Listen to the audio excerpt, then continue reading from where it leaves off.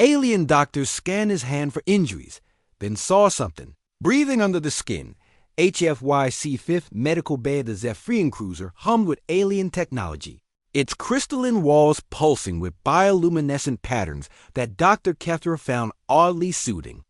She had seen many species pass through her examination chambers over the decades silicon base, wrecks with their metallic carapaces, the gaseous Nethri, who required specialized containment fields, even the rare crystalline echoes who communicated through harmonic frequencies. But humans? They were still relatively new to the galactic community, and their biology remained largely mysterious. The human before her sat calmly on the examination platform, his dark hair disheveled and his clothing torn from what appeared to be a recent skirmish. Captain Marcus Chun of the Earth Alliance vessel Perseverance had been brought aboard after a diplomatic incident on Kepler Station had turned violent. According to reports, he had used his bare hands to defend the Zephyrian ambassador from armed attackers. "I appreciate your concern, Doctor," Marcus said, flexing his right hand experimentally, "but it's really just a few scrapes. Nothing serious." Dr. Kethra's 4 eyes studied the human's appendage with professional interest. The hand appeared swollen, with what looked like minor lacerations across the knuckles. Standard procedure for any injured being brought aboard. Required a full bioscan, regardless of how minor the injuries appeared. "Nevertheless, Captain, protocol demands a thorough examination. Your species is still unfamiliar to our medical databases." She activated the quantum scanner, its blue energy field encompassing the human's outstretched hand. The initial readings appeared normal elevated temperature, increased blood flow to the affected area, cellular damage consistent with blunt force trauma. But as the scanner penetrated deeper into the tissue, Dr. Kethra's primary eyes widened in alarm. "By the 7 moons," she whispered, her translator struggling with the Zephyrian expletive.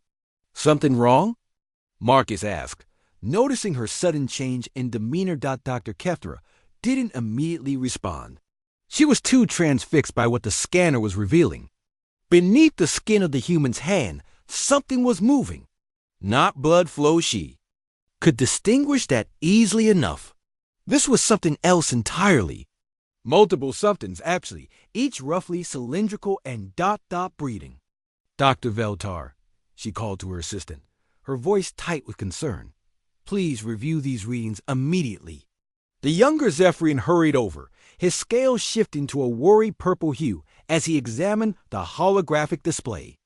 "Doctor, are you certain the scanner is functioning correctly? These readings suggest the presence of multiple living organisms within the subject's hand." Marcus shifted uncomfortably. "Organisms? What kind of organisms?" Dr. Kethra activated additional scanning protocols, her medical training warring with her growing alarm. Parasitic infections were not uncommon among spacefaring species, but she had never encountered anything quite like this.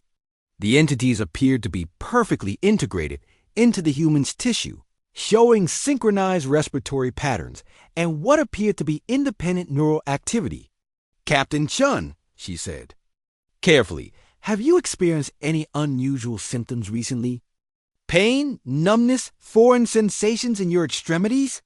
Marcus shrugged. "Nothing out of the ordinary. Though I did notice my grip strength has been improving lately during training sessions."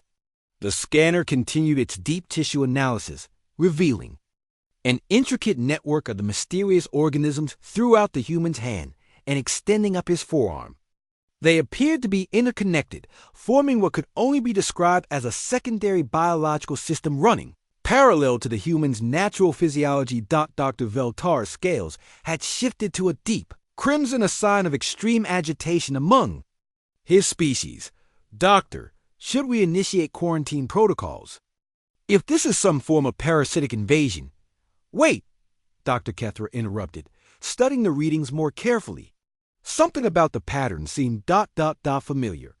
She expanded the scan parameters, including neurological monitoring. What she discovered next challenged everything she thought. She understood about human biology. The organisms weren't parasites at all. They were responding to the human's conscious motor commands, their activity spiking precisely when Marcus moved his fingers. More incredibly, they appeared to be enhancing his natural biological functions, reinforcing bone density, improving muscle fiber coordination, accelerating cellular repair processes. "Captain," she said slowly, "I need to ask you something, and I require complete honesty. Are you aware that your hand contains what appears to be a secondary biological system?" Marcus looked genuinely confused. "Secondary system? I'm not sure what you mean." Dr. Kethra manipulated the holographic display, showing him the scanner results. The human's eyes widened as he saw the intricate network of organisms pulsing within his own tissue. "Those ... those are my blood vessels, right? Capillaries, or something?" "No, Captain. These are something else entirely. They appear to be individual organisms, each with its own respiratory system, integrated seamlessly into your hand structure." She paused, consulting her medical database. "I've never seen anything like this in any known species." Marcus stared at his hand with newfound interest. "They're helping me somehow, aren't they? During the fight on Kepler Station, I felt stronger than usual. More coordinated ... Dr. Kethra nodded grimly. "These organisms are enhancing your natural capabilities significantly. But the question remains, how did they get there? And are all humans affected?" The human was quiet for a long moment, processing this revelation. Finally, he looked up at the Zephyrian doctor with an expression that might have been pride, or perhaps resignation. "Doctor, there's something about human evolution that we haven't shared with the galactic community yet," he said. "We didn't develop alone on Earth." Dr. Kethra felt her scales shift to a pale blue, the Zephyrian equivalent of going white with shock. "What do you mean?" Marcus flexed his hand again, watching the organisms pulse beneath his skin with new awareness. "These aren't invaders, Doctor. They're partners. They've been with us for millions of years, helping us climb down from the trees. Craft tools, build civilizations. We call them mitochondria, among other things, but there's so much more than our scientists initially understood." "You mean every human carries billions of these symbiotic organisms? They're not just part of our biology, they are our biology. We've been a hybrid species since the beginning, Doctor. We just didn't realize we were sharing our bodies with some of the most sophisticated biological entities in the universe." Doctor Kethra looked at the scanner readings with new understanding. Humanity hadn't just joined the galactic community as another species. They had arrived as a living partnership between two entirely different forms of life, working in perfect harmony.